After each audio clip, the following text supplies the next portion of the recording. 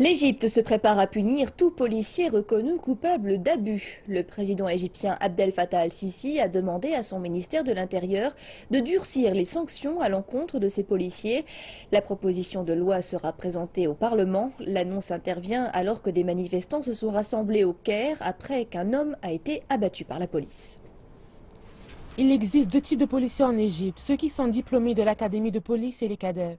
Les cadets ne sont pas rigoureusement formés et se heurtent régulièrement à la population. Ces confrontations avec la population ont provoqué la colère des Égyptiens. Par exemple, des médecins ont organisé une manifestation nationale pour dénoncer la brutalité policière.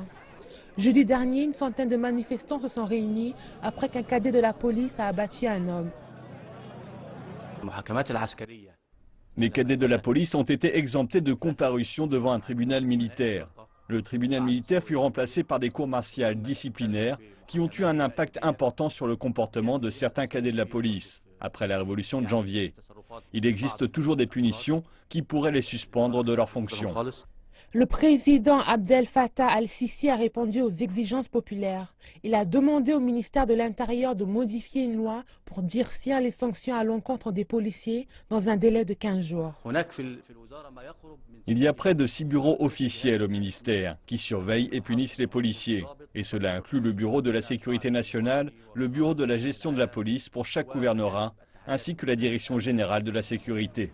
Beaucoup disent que le ministère de l'Intérieur doit faire davantage pour s'assurer que la police soit tenue responsable de ses actions.